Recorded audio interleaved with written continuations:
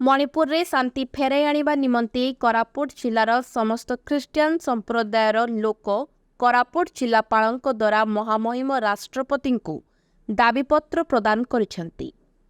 Koraput जिलार Jaipur evangelical लुथरान मंडलीर bishop महोदय एवं कोरापुट जिलार समस्त पालक हजार हजार ख्रिस्टियान संप्रदायर लोकों उपस्थिति देखा मिली।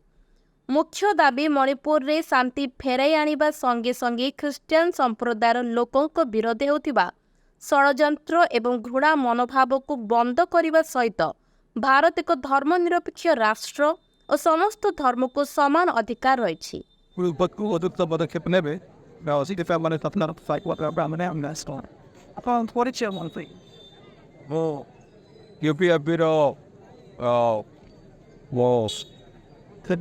सेक्रेटरी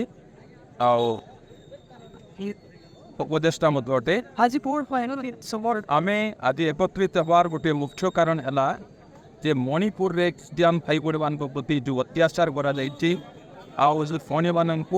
से लंग बस्तार बीच रास्तार बुला दि जाए तार प्रतिवाद मणिपुर शांति दरबार फेरी आसू मणिपुर रे दरबार लोक मैंने थैथान हूँ पुणी आम देश रे जो सर्वधर्म सर्व समस्त जो अधिकार अच्छी से अधिकार लोक मैंने बंचतु शांति एवं समस्ते भाईचारा बंचतु यहाँ आम दाबी अटे आम देश रे जो धर्मनिरपेक्ष राष्ट्र अटे समस्त को समान भाव में न्याय प्रदान कर जेपरिक समस्त जगार मंडली में जो उपासना धारा करा समस्त को प्रोटेक्ट दि जाऊ यहाँ आम मुख्य दाबी।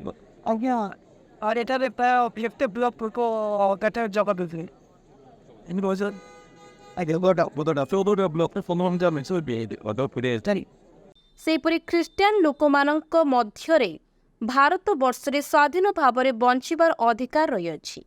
ए सबु दाबी को नहीं जिलापालक को दाबीपत्र प्रदान करथिले।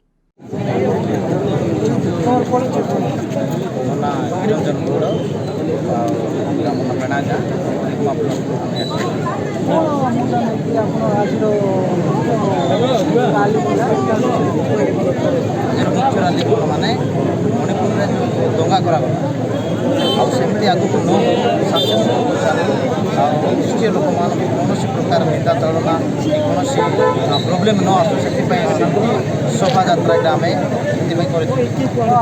ख्रीष्टान मान गोटे अधिकार अच्छी समाज में से ख्रीष्टान मान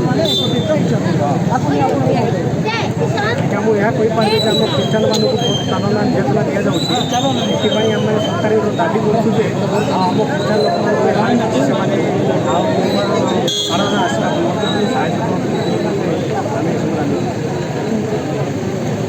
दाबीपत्र प्रदान करने समय रे हजार हजार ख्रिस्टियान लोकों सह अनेक राजनीति नेता विधायक सांसद ए विराट बड़ रैली रे योगदान करथिले एवं एही रैली संपूर्ण शांति भाव में अनुष्ठित हो जाइछि। न्यूज 20 ओडिया रु करुणा महानंदियांक रिपोर्ट।